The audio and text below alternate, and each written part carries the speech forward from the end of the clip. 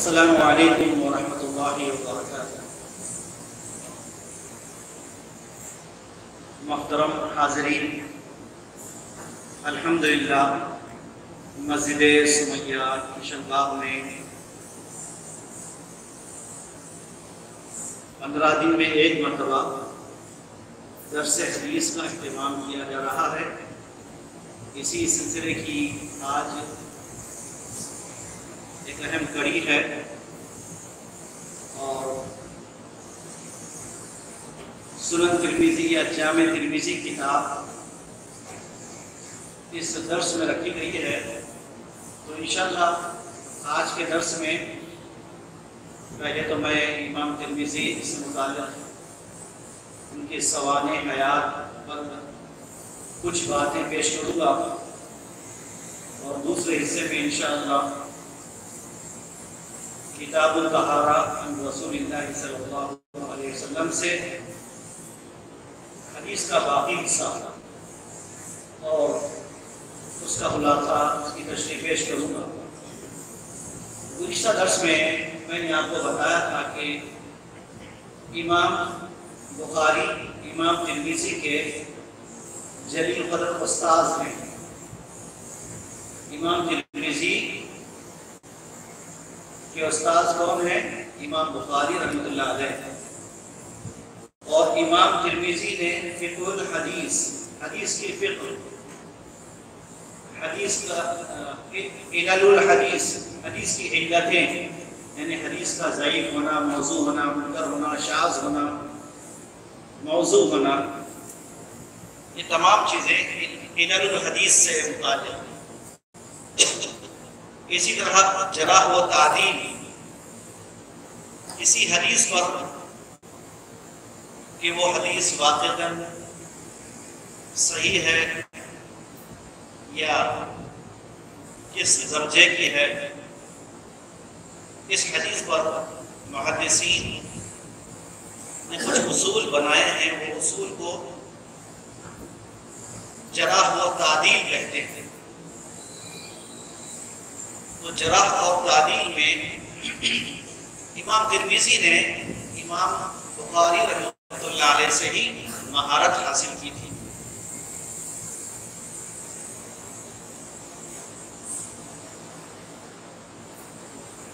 اسی طرح امام ترمذی رحمۃ اللہ علیہ کو امام بخاری کا خراج تحسین بھی حاصل ہے۔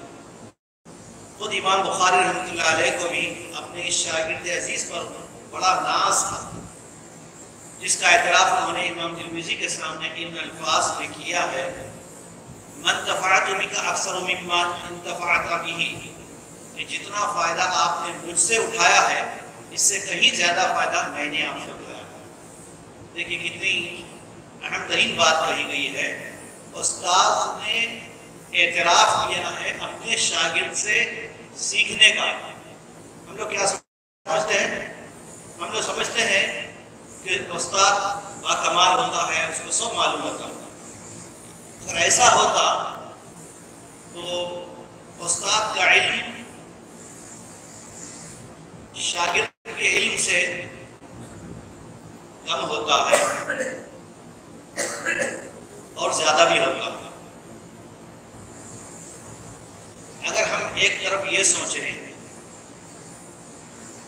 کہ استاد ہوتا ہے تو یقیناً یہ بات علمی اعتبار سے درست ہے، لیکن اگر اس حیثیت سے اگر سوچیں ہم کہ امام بخاری رحمۃ اللہ علیہ کے استاد جن سے امام بخاری نے علم سیکھا ہے اور دنیا میں امام بخاری رحمۃ اللہ علیہ نے امام المحدثین کا لقب پایا، تو وہ اپنے استاد سے سیکھ کر ہی انہوں نے اتنا بڑا ٹائٹل حاصل کیا، اتنا بڑا اعزاز حاصل کیا۔ تو طلباء کا علم، طالب علم کا علم اپنے استاد سے ایک ناحیے سے زیادہ بھی ہوتا ہے، اور اللہ تعالیٰ جسے چاہتا ہے اپنے دین کی خدمت کے لیے چن لیتا ہے۔ امام بخاری رحمۃ اللہ علیہ نے امام ترمذی سے جو سیکھا تھا وہ انہوں نے اعتراف کیا. حالانکہ امام ترمذی شاگرد ہے کس کے؟ امام بخاری کے. لیکن امام بخاری رحمۃ اللہ علیہ اعتراف کرتے ہیں من دفعت بک اکثر مما انتفعت بی، کہ جتنا فائدہ آپ نے مجھ سے اٹھایا ہے اس سے کہیں زیادہ فائدہ میں نے آپ سے اٹھایا ہے. تو یہ حقیقت کا اعتراف ہے. اور علم سیکھنے میں کبھی شرمندگی کا اظہار کرنا یہ ہمارے اسلاف کا طریقہ نہیں تھا. اپنے شاگردوں سے بھی استاد سیکھتے تھے. شاگردوں سے استاد سیکھتے تھے. اس کی ایک کلی مثال ہم کو امام بخاری کے اس قول سے ملتی ہے. کیسے؟ در حقیقت امام بخاری رحمۃ اللہ علیہ کے اس ارشاد کا مطلب یہ ہے کہ آپ مجھ سے سوالات کرتے تھے. انہیں علم کیا ہے؟ سیکھنے سکھانے کا نام، پڑھنے پڑھانے کا نام، عمل کا نام، حقیقت کو جاننے کا نام. تو امام ترمذی اپنے درس میں امام بخاری سے کیا کرتے تھے؟ سوالات کرتے تھے، پوچھتے تھے، جس سے امام بخاری رحمۃ اللہ علیہ کا ذہن کھلتا تھا. ذہن کھلتا تھا اور کہتے ہیں کہ مجھے روشنی ملتی تھی. اس طرح میرے ذہن میں بہت سی باتیں اجاگر ہوا کرتی تھیں. تو سوالات کرنے سے بیماری کا علاج ہوتا ہے. جیسے کہ حدیث میں ہے کہ گونگے پن کا علاج کیا ہے. گونگے کا پن کا مطلب کیا ہے؟ ایک آدمی تو پیدائشی بائی برتھ جو ہے گونگا ہوتا ہے، وہ مراد ہے. گونگے کا مطلب یہ ہے کہ ایک آدمی جو ہے صرف بیٹھا ہوا ہے، سن رہا ہے، کیا سمجھ نہیں پا رہا. تو اس لیے کہا گیا کہ جو چیز تمہیں سمجھ نہ آئے تو فوری کیا کیا کرو؟ پوچھ لیا گیا. فاسألوا اہل الذکر ان کنتم لا تعلمون. تم پوچھو، سوال کرو، معلوم کرو اگر تم کو علم نہیں ہے. کیونکہ ایک حدیث میں نبی صلی اللہ علیہ وسلم فرماتے ہیں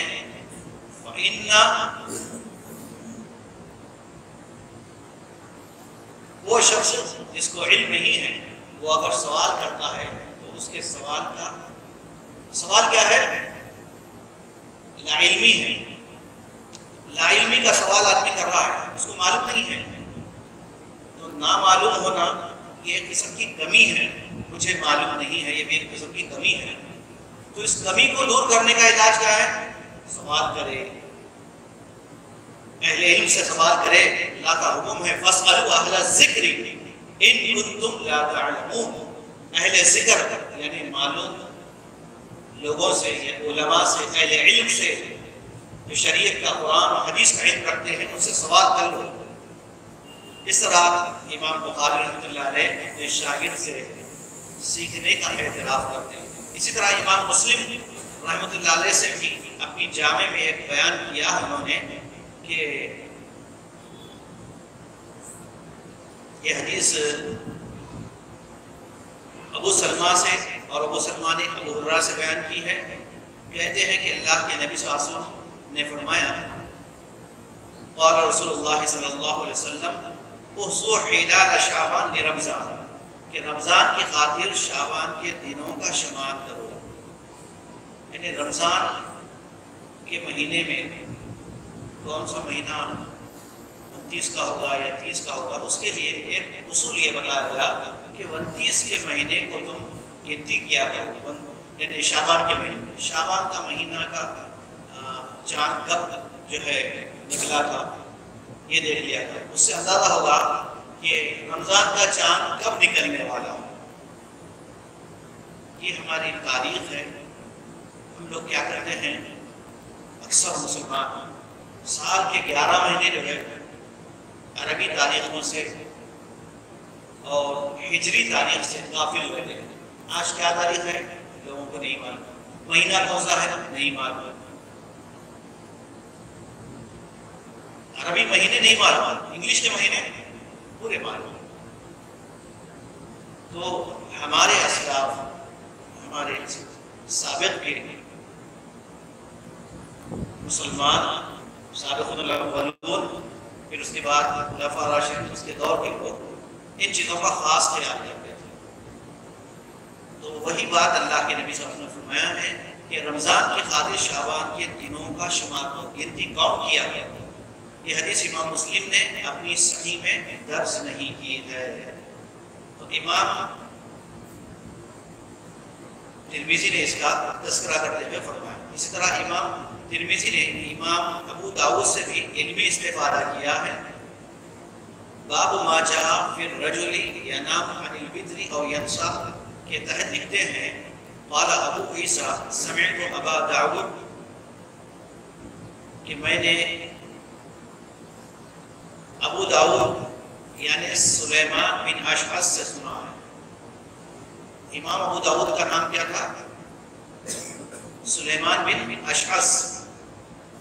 ان سے سنا ہے، فرما رہے تھے کہ میں نے امام احمد بن حنبل سے عبد الرحمن بن زید بن اسلم کے بارے میں پوچھا تو انہوں نے جواب دیا کہ اس کا بھائی عبداللہ قابل اعتراض نہیں ہے۔ یعنی اس حدیث میں جس راوی پر اعتراض کیا گیا ہے اس کا تذکرہ ملتا ہے۔ آگے امام بخاری کے واسطے سے امام علی بن عبداللہ المدینی سے نقل کیا کہ عبد الرحمن بن زید بن اسلم ضعیف ہے اور اس کا بھائی عبداللہ بن زید بن اسلم ثقہ ہے۔ اب دیکھیں یہاں پر حدیث کی اصطلاحات بیان کی جا رہی ہے۔ حدیث ضعیف کب ہوتی ہے؟ اسی طرح آگے اور انشاءاللہ درس میں آئیں گی یہ چیزیں۔ حدیث ثقہ کب ہوتی ہے؟ ثقہ قابل بھروسہ، ثقہ۔ جیسے اسم ہے ضعیف، دوسری ہے ثقہ۔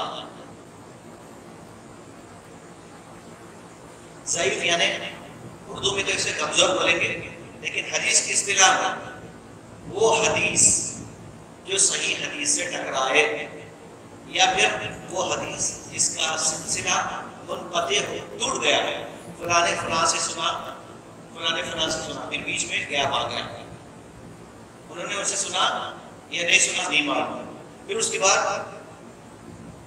ایک راوی نہیں ہے، دو راوی نہیں ہے، پھر چوتھے پانچویں راوی ہے روایت کرنے والے، اس طرح سلسلہ ٹوٹ گیا ہے، کنٹینیو نہیں ہے، یہ بھی حدیث کے ضعیف ہونے کی نسبت۔ اسی طرح حدیث بیان کرنے والے اس کو کیا بولتے ہیں؟ راوی بولتے ہیں نا، راوی۔ اب راوی روایت کرنے والے کیسے ہونا ہے، یہ بھی کنڈیشن ہوتی ہے۔ راوی جو ہے جھوٹا نہ ہو،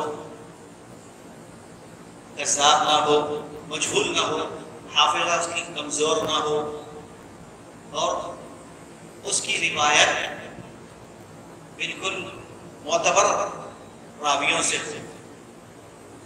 تو یہ کنڈیشن ہے جو انشاءاللہ بعد میں مستقل حدیث کی اصطلاحات میں آئیں گی۔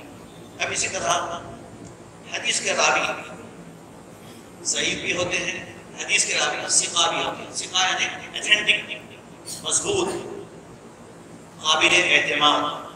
ثقہ کے معنی قابل اعتماد، بھروسہ مند راوی۔ تو حدیث کے سلسلے میں راوی کا ثقہ ہونا ضروری ہے۔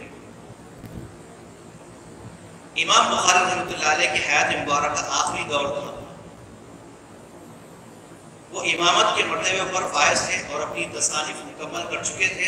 یہی مرحلہ تھا جب امام ترمذی امام بخاری کی خدمت میں حاضر ہوئے۔ اب دیکھیں کب سے علم سیکھا ہے؟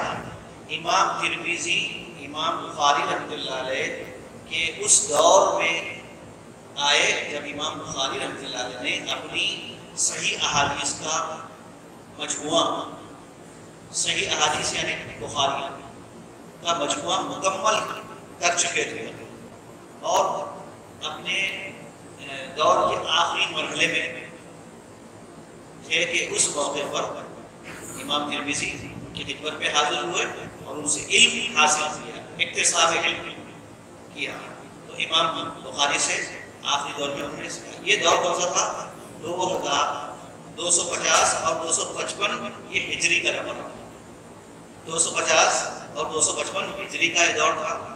لوگ حصول علم کے لیے امام بخاری کی خدمت میں کیسے آتے تھے؟ جوق اور ذوق آتے تھے. جیسے بھیڑ کی بھیڑ آ رہی ہے. کیوں آ رہی ہے؟ دور دراز سے آ رہی ہے، کئی میل دور سے، گاؤں سے آ رہی ہے علم سیکھنے کے لیے. اور امام بخاری اس وقت نیشاپور میں تھے. نیشاپور وہ علاقہ جہاں پر امام مسلم رحمۃ اللہ علیہ پیدا ہوئے تھے، اور احادیث رسول کے گوہر و الماس عام کر رہے تھے. تو ادھر امام ترمذی بھی مختلف شیوخ سے اور اساتذہ سے علم سیکھ رہے تھے، اس میں کمال حاصل کر رہے تھے. اور اسی طرح اس دور میں جب کہ تقلید کا آغاز ہو چکا تھا، تقلید کا آغاز ہو چکا تھا. میں بالکل کچھ چیزیں بیچ میں چھوڑ کے بیان کر رہا ہوں کیونکہ مجھے درس میں بہت ساری چیزیں بتانا ہے. کچھ لفظ لکھا رہا ہوں، بس بعد میں مستقل اس پر انشاءاللہ اس پر میری مستقل ایک کتاب بھی ہے. تقلید گمراہی ہے، تقلید گمراہی ہے، اتباع سنت راہ نجات ہے. تو یہ تقلید کا مرض کیا ہے؟ یہ بیماری جو ہے شروع ہوئی اسی دور میں، یعنی ائمہ محدثین کے دور کے بعد جو اہل الرائے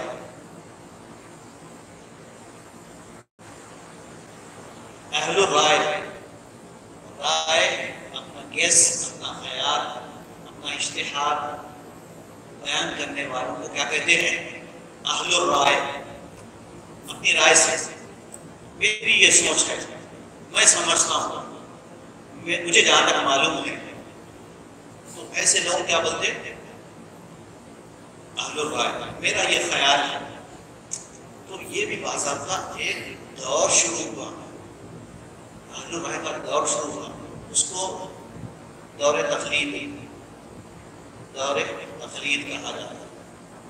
تقلید کا دور شروع ہوا. یہ تقریباً نبی صلی اللہ علیہ وسلم کی وفات کے 300 برس کے بعد، یعنی تیسری ہجری کا دور، یعنی 300 ہجری کا دور تھا، وہاں سے یہ شروع ہوا. اور لوگ مختلف فقہی مذاہب پر عمل پیرا ہو چکے تھے. مختلف یہ تقلید میں جو ہے اس وقت بڑے بڑے جو ہے 4 تھے. ابو حنیفہ کی تقلید، امام شافعی کی تقلید، امام مالک کی تقلید، اور امام احمد بن حنبل. اور اس کے علاوہ دوسرے ثوری، امام ثوری، ایسے کئی بڑے بڑے فقہا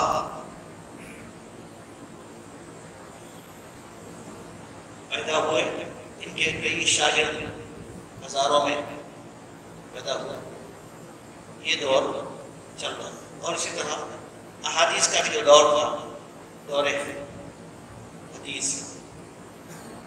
اب یہ دور کب سے شروع ہوا بولیے؟ حدیث کا دور کب سے ہوا؟ جب سے اللہ کے نبی صلی اللہ علیہ وسلم امت کو حدیث سکھایا، تبھی سے شروع ہوا. تو یہ قدیم ہے. یہ کیا ہے؟ قدیم دور نہیں، دور نبوت کا. یہ بات کا ہے، یہ دور بات کا، یعنی دور جدید.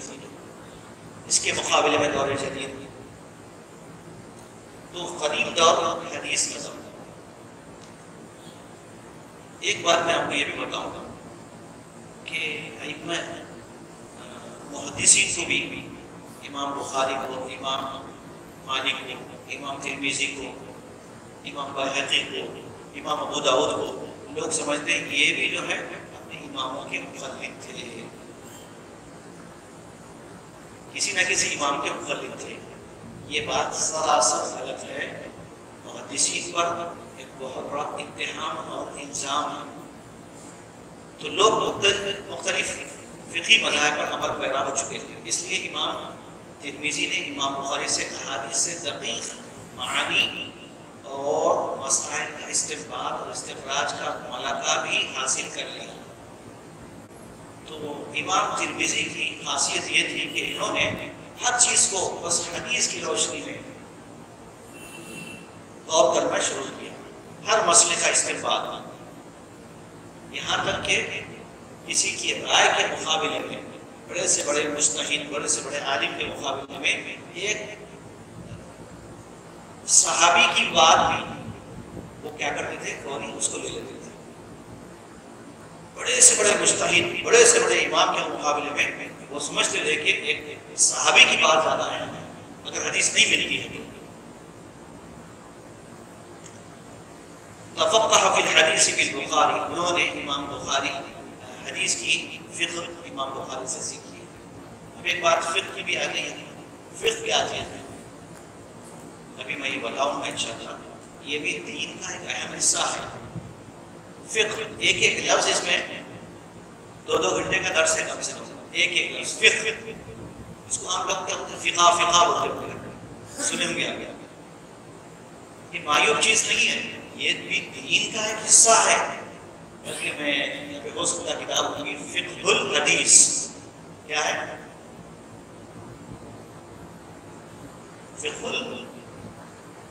اس کی 2 جلدیں ہیں، آپ بھی خریدیے پڑھیے. اس میں پوری اصطلاحات بھی ملیں گی. شروع میں قرآن اور حدیث سے فقہ کا ثبوت ہے. فقہ معیوب چیز نہیں ہے. بہت سارے اہل حدیث سمجھتے ہیں کہ فقہ کا دین سے تعلق نہیں ہے. یہ بہت بڑی گمراہی ہے، غلط فہمی ہے. اب دیکھیے میں بخاری کی حدیث آپ کے سامنے سنا. اللہ کے نبی صلی اللہ علیہ وسلم نے فرمایا مَن یُرِدِ اللَّهُ بِهِ خَیْرًا یُفَقِّهُ فِی الدِّین. جس کو اللہ تعالیٰ جس کے ساتھ بھلائی کرنا چاہتے ہیں، اللہ تعالیٰ اس کو دین کا فہم، دین کی فقہ عطا فرماتے ہیں. فقہ عطا فرماتے ہیں، سمجھ عطا فرماتے ہیں. فقہ کے معنی کیا ہے؟ سمجھ، سمجھداری، دانش مندی، سمجھنا. تو کیا دین میں سمجھ نہیں ہے؟ بے شک ہے. سمجھ کے بغیر دین ہے ہی نہیں. کیونکہ آپ جب تک آپ کے اندر فقہ نہیں آئے گی، سمجھتے ہیں کہ دین کو نہیں سمجھیں گے.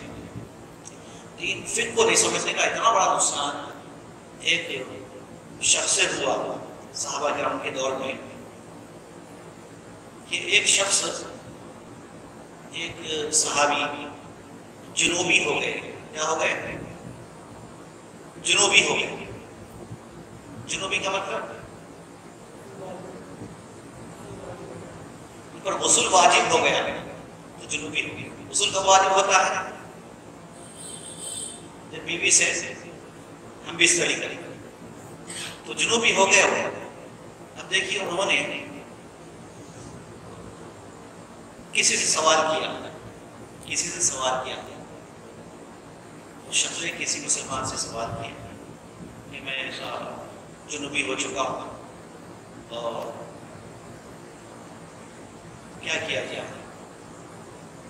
جبکہ ان کو میدان جنگ میں وہ زخمی بھی ہو چکے تھے. شاید زخم سر پہ لگا تھا، اس کی وجہ سے خون بھی بہہ رہا. ایک طرف تو جنوبی ہو گئے، دوسری طرف زخم کی وجہ سے غسل کرنا ان کے لیے ایک بڑا مسئلہ تھا. اب کیا کریں گے؟ سوال کیا، پوچھا ہوں تو جن سے سوال کیا انہوں نے بتایا نہیں تمہارے لیے غسل واجب ہے، غسل کرنا ضروری ہے. تو انہوں نے کیا کیا، مشورہ سن کے فوری غسل کیا، پانی نہائے. وہ پانی جو ہے غسل کرنے کے بعد زخم سے اندر چلا گیا، انفیکشن پھیل گیا، اس کی وجہ سے کہ وفات ہو گئی، موت ہو گئی. جب اللہ کے نبی صلی اللہ علیہ وسلم یہ بات پہنچی تو اللہ کے نبی صلی اللہ علیہ وسلم سخت ناراض لوگ پر جنہوں نے غلط مسئلہ بیان کیا تھا، کہ تم نے ایک جان کا قتل کیا ہے، تم کو معلوم نہیں تھا. تو جن کو معلوم تھا ان سے پوچھ لینا چاہیے۔ پھر اللہ کے نبی نے فرمایا ان کے لیے بس اتنا کافی تھا کہ اپنے جسم کو جو ہے مٹی پر الٹ پلٹ کر لیتے، لوٹ جاتے اس طرح مٹی میں زمین پہ، تو ان کے لیے یہ کافی ہو جاتا۔ یہ بھی غسل کیا مقام رکھتا تھا۔ تو کہنا یہ ہے کہ دین کے اندر فقہ ضروری ہے، حدیث کا فہم ضروری ہے، اس کے بغیر جو ہے دین کو نہیں سمجھ پائے۔ تو امام ترمذی نے مختلف ائمہ کے مذاہب اور کی آراء سے، رائے سے بھی آگاہی حاصل کی، یعنی یہ فقہاء سے بھی سیکھا، ایسا نہیں کہ ان کا دین سے کوئی تعلق نہیں، بلکہ ان سے بھی سیکھا، محدثین سے بھی سیکھا۔ انہوں نے امام مالک، امام شافعی اور امام احمد اور سفیان ثوری اور عبداللہ بن مبارک کے اقوال کے ساتھ امام ابو حنیفہ صاحبین، یعنی امام ابو حنیفہ کے دو شاگرد ہیں صاحبین، اور امام زفر اور امام ابو یوسف، ان سے بھی، اور ابن ابی لیلہ کے اقوال کو بھی نظر انداز نہیں کیا۔ دیکھیں کتنی وسعت تھی امام ترمذی رحمۃ اللہ علیہ کہ فقہاء سے بھی انہوں نے علم سیکھا ہے، محدثین سے بھی سیکھا ہے، ائمہ کرام سے بھی سیکھا، اور ہر حدیث کے بعد اہل علم حضرات کے اقوال پیش کیے۔ یہی تو خصوصیت ہے اس ترمذی کو۔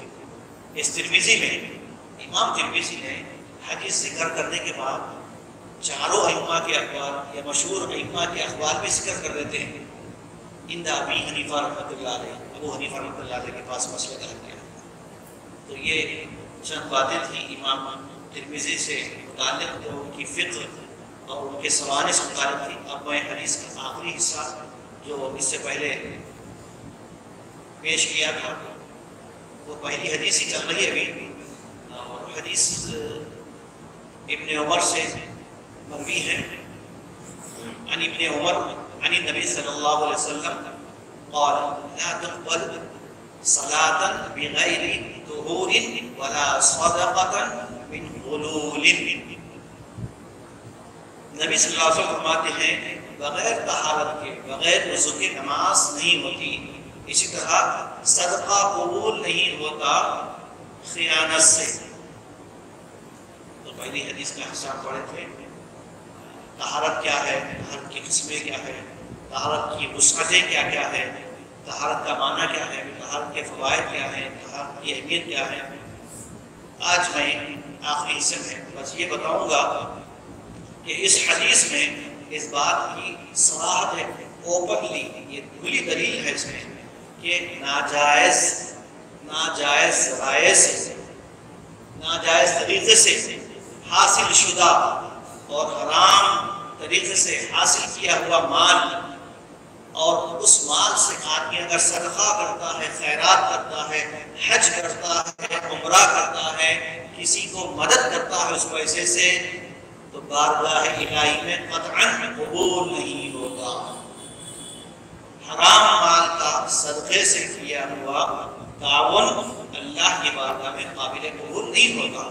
یعنی جو مال چوری کے ذریعے سے، ڈاکے کے ذریعے سے، یا رشوت کے ذریعے سے، خیانت کے ذریعے سے، غصب کر کے، یا پھر بھتہ لے کر، بھتہ سود کے جو کاروبار، سود پر لے کر اور مٹی پر لے کر، اور اس طرح دوسرے کسی بھی ناجائز طریقے سے آدمی نے پیسہ کمایا، حاصل کیا، پیسہ اس کے پاس آ گیا ہے، تو اس مال سے جو بھی وہ کام کرے گا، صدقہ کرے گا، خیرات کرے گا، نیکی کرے گا، اپنے بیوی بچوں کو کھلائے گا پلائے گا، یہ سارے چیزیں حرام ہو جائیں گی، اللہ تعالیٰ اس کو قبول نہیں کرے گا، تو کوئی بھی نیکی اس کی قبول نہیں ہوگی۔ اس حدیث سے ہم کو یہ سبق ملتا ہے، اس وقت میں اپنی بات ختم کرتا ہوں کہ اللہ تعالیٰ صرف متقین کا صدقہ، متقین کے اعمال کو قبول کرتا ہے۔ اس حدیث کے آخر میں وہ حدیث سنانا بہتر سمجھتا ہوں جو اس حدیث کی تعین بھی ہوتی ہے۔ ایک آدمی سفر پہ نکلا ہے، غبار آلود ہے، اور پھکا مادہ ایک چکیل میدان ڈیزرٹ میں